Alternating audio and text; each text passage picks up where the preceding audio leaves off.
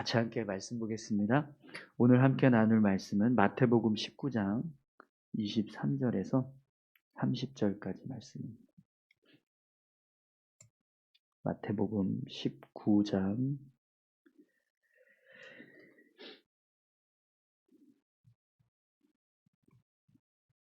23절부터 마지막 30절까지 다 같이 함께 봉독하겠습니다. 예수께서 제자들에게 이르시되 내가 진실로 너희에게 이르노니 부자는 천국에 들어가기가 어려우니라. 다시 너희에게 말하노니 낙타가 바늘귀로 들어가는 것이 부자가 하나님의 나라에 들어가는 것보다 쉬우니라 하시니 제자들이 듣고 몹시 놀라 이르되 그렇다면 누가 구원을 얻을 수 있으리까? 예수께서 그들을 보시며 이르시되 사람으로는 할 수 없으나 하나님으로서는 다 하실 수 있느니라. 이에 베드로가 대답하여 이르되 보소서 우리가 모든 것을 버리고 주를 따라싸운데 그런즉 우리가 무엇을 얻으리이까? 예수께서 이르시되 내가 진실로 너희에게 이르노니 세상이 새롭게 되어 인자가 자기 영광의 보좌에 앉을 때에 나를 따르는 너희도 12보좌에 앉아 이스라엘 12지파를 심판하리라. 또 내 이름을 위하여 집이나 형제나 자매나 부모나 자식이나 전토를 벌인 자마다 여러 배를 받고 또 영생을 상속하리라. 그러나 먼저 된 자로서 나중되고 나중된 자로서 먼저 될 자가 많으니라. 아멘. 우리 한 번 더 기도하겠습니다. 감사합니다, 하나님. 오늘도 귀한 말씀을 함께 나눕니다. 하나님, 이 말씀 붙잡고 믿음으로 살아갈 수 있도록 인도해 주시옵소서. 부족하지만 주의 말씀을 전합니다. 전하는 자에게도 은혜 주시고 주의 말씀이 온전히 증거될 수 있도록 인도해 주옵소서. 감사드리며 예수님의 이름으로 기도드립니다. 아멘. 네, 오늘 본문은 마태복음 19장 23절에서 30절까지 말씀인데요.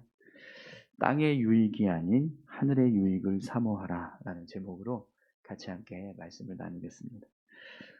여러분 오늘 본문 말씀을 보면 어제 우리가 나눴던 말씀에 나온 한 부자 청년의 그 모습을 보시고 예수님께서 제자들에게 부자가 천국에 들어가는 것이 낙타가 바늘귀에 들어가는 것보다 훨씬 더 어렵다 이런 말씀을 하십니다. 부자는 하나님의 나라에 들어가는 것이 그만큼 어려운 일이다 이렇게 지금 말씀하시는 거거든요. 여러분 왜 부자가 천국에 들어가는 게 어려울까요? 부자는 그 마음에 하나님의 나라를 사모하는 마음보다 이 땅의 유익을 더 사모하고 더 크게 여기는 마음들이 많기 때문에 그렇습니다. 부자는요, 자신의 부유함을 이루기 위해서, 자신의 그 부유함을 지키기 위해서 많은 노력을 하면서 살아갑니다. 그러다 보니까 상대적으로 어떤 일에 소홀해질까요? 하나님의 나라를 사모하고 그 나라를 이루기 위한 신앙에는 소홀해지는 그런 삶을 살게 되는 거죠. 그래서 그만큼 하나님의 유익을 구하는 삶을 소홀히 하게 되면 결국 그 믿음이 온전해질 수 없는. 그래서 예수님께서 부자가 천국에 들어가는 것이 그만큼 어렵다 이렇게 말씀합니다. 네. 그렇다고 해서 모든 부자들이 다 천국에 못 들어가는 건 아니에요. 분명히 부자도 천국에 들어갈 수 있습니다. 하지만 부자들의 마음에 하나님의 나라를 사모하고 하나님의 나라를 소유하고자 하는 열심보다 이 땅에서 어떤 유익을 얻는 것에 대한 그 열심이 또 사모함이 더 크면 클수록 천국은 점점 더 멀어지게 됩니다. 그래서 어제 우리가 나눈 그 부자 청년의 모습이 바로 그와 같습니다. 자신이 하나님의 나라에 들어가기 위해서 얼마나 열심히 살았는가를 어필했잖아요. 예수님께. 제가 정말 많은 계명들을 열심히 지켰습니다. 예수님이 말씀하셨던 이 십계명의 6가지 계명들을 다 지켰다. 제가 그거 다 지켰는데요. 이렇게 이야기했었는데, 그런데 결정적으로 예수님께서 그래, 한 가지 더 중요한 게 있는데 너의 소유를 다 팔아서 가난한 자들에게 나눠주고 너는 나를 따르라.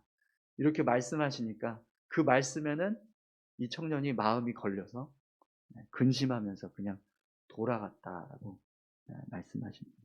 그러니까 그 부자 청년의 마음에는 진짜로 하나님의 나라를 사모하는 그 열심보다 자신이 가지고 있는 소유가 더 중요하게 여겨졌다. 그래서 결국에는 주님을 따르지 못하고 돌아가는 일이 있었던 거죠. 그래서 그런 마음 때문에 예수님께서 부자가 천국에 들어가는 것이 그만큼 어렵다 이렇게 지금 말씀하십니다. 근데 참 안타까운 건 실제로 이 땅에서 부유하게 살아가시는 분들을 보면 그런 마음들이 사실 강한 것 같아요. 자신들이 가지고 있는 그 부를 소중하게 생각하는 그 마음이 하나님의 나라를 사모하고 하나님의 나라를 소유하기 위해서 살아가는 모습보다 너무 커서 상대적으로 신앙생활에 소홀하게 되고 나태해지고 게으러지는 모습들을 실제로 보게 됩니다. 여러분, 오늘 저와 여러분들이 이 땅에서 얻기 위한 이 땅에서의 유익을 얻기 위한 그런 어떤 열심보다 하나님의 나라를 더 사모하는 그런 믿음의 모습들이 우리 가운데 있기를 소망합니다. 우리가 이 땅에서 부유해지기 위해서 노력하는 그 노력보다 하나님의 나라를 얻기 위해서, 영생을 얻기 위해서 노력하는 그 모습이 더 크면 클수록 우리의 어떤 믿음의 모습은 더 견고해져 가게 될 줄 믿습니다. 그런데 오늘 본문 말씀을 보니까요, 예수님께서 부자가 천국에 들어가는 것이 그만큼 어렵다. 낙타가 바늘귀에 들어가는 것보다 어렵다. 이렇게 말씀을 하시니까 제자들이 놀라요. 굉장히 놀라합니다. 왜 제자들이 놀랐을까요? 사실 이 유대인들의 그 고정관념이 몇 가지가 있는데 그 중에 하나가 이 땅에서의 부가 하나님의 특별한 은혜라고 생각해요. 부자들은 하나님이 특별하게 은혜를 주셔서 저렇게 부유해진 거다.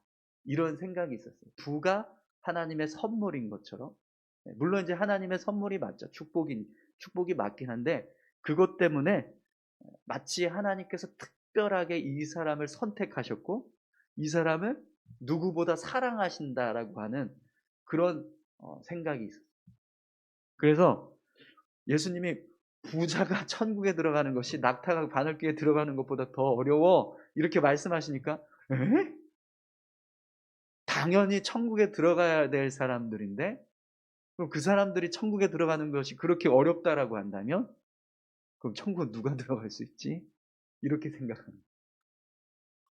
우리가 알고 있었던 그 마땅히 들어가야 할 부자들이 천국에 못 들어가면 그게 어려우면 도대체 누가 천국에 들어갈 수 있을까? 어떤 사람이 들어갈 수 있을까? 이런 생각을 하는 거예요. 그러니까 놀랄 수밖에 없죠. 그럼 천국은 정말 들어가기 힘든 곳인가? 이런 생각이 들었다라는 겁니다. 여러분, 부자가 천국에 들어가는 것이 당연하다라고 생각하는 사람들에게는요, 이게 자연스러운 반응일 겁니다. 그런데 그런 제자들이 그렇게 놀라면서 예수님께 이렇게 질문하잖아요. 그러면 누가 구원을 얻을 수 있습니까? 누가 구원을 얻을 수 있습니까? 그러면 부자도 못 들어간다 그러면 그럼 당연히 가난한 자는 더더욱 못 들어갈 것이고 그럼 부자들 중에서도 뭐 정말 특별한 누군가만 들어갈 수 있는 건가? 이렇게 지금 질문한 거예요. 그런데 이 질문을 할 때 예수님께서 그들에게 뭐라고 대답하세요? 26절 말씀 보겠습니다. 예수께서 그들을 보시며 이르시되 사람으로는 할 수 없으나 하나님으로서는 다 하실 수 있느니라. 이 말씀은 천국에 들어가는 건 사람의 노력을 통해서 들어가는 게 아니라 하나님의 뜻에 달려있다. 하나님의 주권에 달려있다. 이걸 지금 예수님께서 말씀하시는 겁니다. 하나님께서 우리를 구원하여 주시는 그 은혜는 우리가 이 땅에서 열심히 뭔가를 노력해서 얻어내는 결과가 아니라 하나님이 우리에게 주신 선물이라. 하나님께서 우리에게 주신 그런 특별한 은혜라는. 그러면 여러분, 하나님이 우리를 구원하시기로 작정하신, 우리에게 구원을 허락해 주시겠다라고 말씀하신 그 방법이 뭘까요? 우리가 성경을 통해서 깨달은 구원의 방법이 뭐죠? 예수 그리스도를 믿고 그분을 우리 인생의 주인 삼고 그의 말씀에 따라서 순종하며 살아가는 것. 그것이 우리가 구원받는 자의 모습이라는 거예요. 하나님께서 우리를 구원하시고 천국에 들어갈 수 있도록 허락하신 방법이 바로 오직 예수 그리스도를 믿는, 그리고 그분을 의지해서 믿음의 삶을 살아가는 거예요. 그것이 천국에 들어갈 수 있는 방법이에요. 부자가 된다 할지라도, 가난한 자가 된다 할지라도 예수 믿으면 다 들어갈 수 있는, 반대로 예수 안 믿으면 다 못 들어간다. 부유해서 천국에 들어가는 것도 아니고, 가난하다고 천국에 들어가는 것도 아니고, 반대로 부유해서 천국에 못 들어가는 것도 아니고, 또 가난하다고 해서 천국에 못 들어가는 것도 아니고, 그런 어떤 자격이나 조건이 있어서가 아니라 예수 믿느냐, 예수 믿지 않느냐. 그것 때문에 우리가 하나님의 나라에 들어갈 수 있다. 그걸 하나님께서 정하신 방법입니다. 하나님께서 우리에게 주신 은혜, 하나님으로서는 다 할 수 있느니라, 이 말씀이 지금 그 말씀을 하고 계시는 거거든요. 그런데 오늘 본문을 보니까 제자들이 예수님께서 하신 이 말씀을 제대로 이해를 못했어요. 사람으로서는 할 수 없으나 하나님으로서는 다 하실 수 있느니라, 이 말씀의 의미를 정확하게 파악을 못한 것 같아요. 그래서 이 말씀의 의미를 하나님께 뭔가 이렇게 좀 잘 보이면 되나? 하나님이 좋아하시는 어떤 선한 일들을 좀 하면 되는 건가? 그러면 우리가 천국에 더 쉽게 들어갈 수 있을까? 이런 생각을 한 것 같습니다.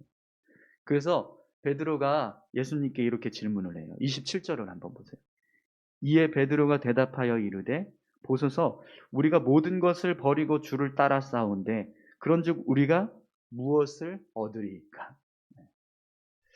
예수님, 저희들은 예수님을 위해서 모든 걸 다 버렸습니다. 아까 예수님 말씀하셨죠? 집이 이제 뒤에 보면 나오지만 형제나 자매나 부모나 자식이나 전토나 이런 것들을 다 버리면 몇 배를 얻게 될 거고 영생을 상속하리라, 이렇게 말씀하시잖아요. 네. 제자들의 입장에서 봤을 때는 지금 예수님이 말씀하시는 그 모습대로 지금 다 산 거예요. 그죠?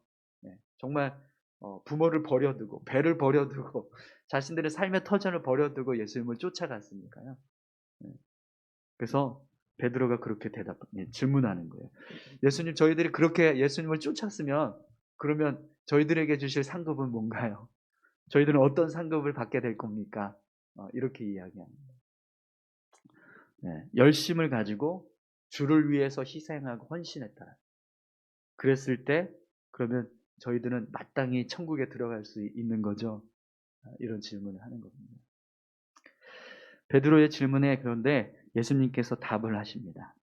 그 대답 속에 베드로가 가지고 있는 생각을 동조하시는 것 같아요. 그래, 맞다. 너의 생각이 맞고 네가 질문한 그대로 너희들에게 큰 상급을 줄 거야. 이렇게 말씀하시는 것처럼 보입니다. 28절 29절입니다. 예수께서 이르시되 내가 진실로 너희에게 이르노니 세상이 새롭게 되어 인자가 자기 영광의 보좌에 앉을 때에 나를 따르는 너희도 12 보좌에 앉아 이스라엘 12지파를 심판하리라. 또 내 이름을 위하여 집이나 형제나 자매나 부모나 자식이나 전토를 벌인 자마다 여러 배를 받고 또 영생을 상속하리라.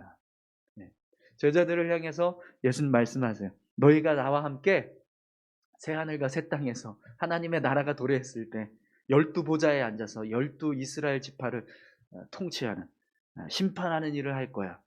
그리고 내 이름을 위해서 집이나 형제나 자매나 부모나 자식이나 전토를 벌인 자는 영생을 얻게 될 거야. 여러 배로 그것을 여러 배로 받게 될 것이고 영생을 얻게 될 것이다. 이렇게 말씀하세요. 그래, 베드로야, 너 질문 정말 잘했어. 너희들에게 이런 상급이 있을 거야. 너희들이 그렇게 나를 위해서 희생하고 헌신했으니까 분명 하나님의 나라에 갔을 때 그 보상을 충분히 받게 될 거야. 이렇게 말씀하세요. 그런데 이렇게 끝나면 얼마나 좋겠습니까? 30절에서 예수님이 의미심장한 말씀을 하세요. 뭐라고 말씀하시죠? 30절 보겠습니다. 그러나 먼저 된 자로서 나중되고 나중된 자로서 먼저 될 자가 많으니라. 이 말씀을 왜 하셨을까요? 예수님이. 이게 무슨 뜻이죠? 먼저 믿었던 사람이 나중된다라는 것, 그 사람의 신앙이 결국에는 하나님 보시기에 온전하지 못해서 천국에 들어가지 못하는 일이 있고, 나중에 한참 나중에 늦게 믿은 사람이 있는데 그 사람은 열심을 가지고 하나님 앞에 살아서 결국에는 하나님의 나라에 들어가는 일이 일어나게 된다. 그런 일들이 많다, 이렇게 말씀합니다. 아무리 열심을 품고 주님을 위한 삶을 살았다 할지라도 그 삶의 모습이 끝까지 지켜지지 않으면, 유지되지 못하면 나중에 오히려 천국에 못 들어가는 일이 일어날 수 있어. 이렇게 지금 말씀하셨다는 거예요. 제자들처럼 모든 것을 다 버리고 주님을 쫓았다 할지라도 나는 이제 큰 상급을 받을 수 있을 거야. 나는 이제 천국에 들어갈 수 있는 확실한 어떤 자격이 주어졌어. 그래서 점점 세상적인 유익을 추구해가고 신앙적인 어떤 삶을 소홀히 하고 내 영혼을 구원하는 일에 힘을 쏟지 않는다면, 영적인 삶을 살아가는데 게을리하는 일들이 일어나게 된다면 어떤 일이 일어난다는 거예요? 결국에는 나중에 못 들어가는 일이 생길 수 있다.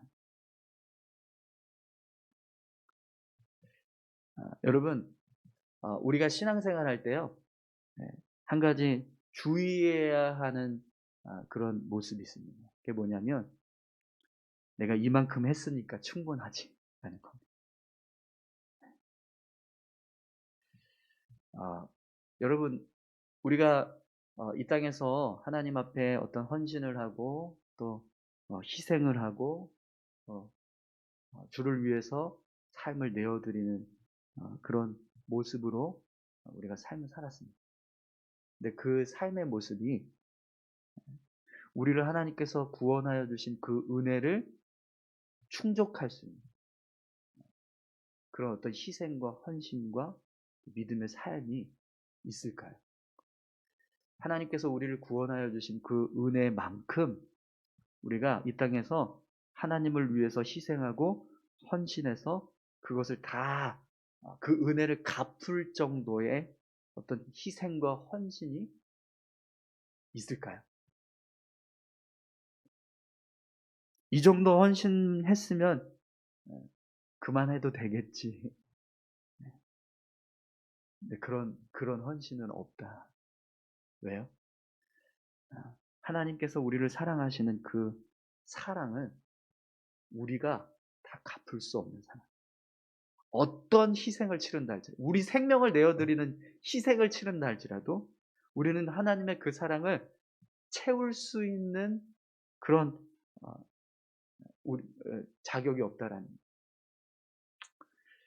그렇지 않습니까? 여러분, 우리의 생명값하고 예수님의 생명값하고 비교할 수 있나요? 비교가 안 돼요, 사실은. 왜냐하면 이렇게 생각하시면 돼요. 우리가 이거 좀 비유하기 좀 그렇긴 하지만 인간이 내가 사랑하는 애완동물 어떤 존재를 위해서 내 생명을 던졌다라고 생각해 보세요. 그 애완동물의 생명하고 내 사람의 생명하고 어떻게 똑같을 수 있겠어요? 강아지를 위해서 만약에 제 생명을 던졌다고 생각해 보세요. 사실 사람의 생명값이 강아지 한 마리의 생명값하고 똑같아질 수 있습니까? 아니요. 100마리를 갖다 줘도 1000마리를 갖다 줘도요. 사람의 생명하고 바꿀 수 없습니다. 아무리 많은 애완동물이 있다 할지라도요. 한 사람의 생명하고 바꿀 수 없어요. 예수님의 사랑도 마찬가지예요. 예수님은 창조주의 생명인데 피조물인 우리의 생명하고 어떻게 똑같을 수 있겠어요? 온 인류의 생명을 다 갖다 내어 드린다 할지라도 예수님의 생명값을 채울 수 있는 건 없습니다. 그렇기 때문에 우리가 우리의 삶에서 신앙생활을 할 때 충분하다? 이런 거 없다라는 거예요. 네. 예수님이 왜 이 말씀하셨냐면 너희가 정말 그렇게 나를 위해서 헌신한 거 분명히 보상받을 거다.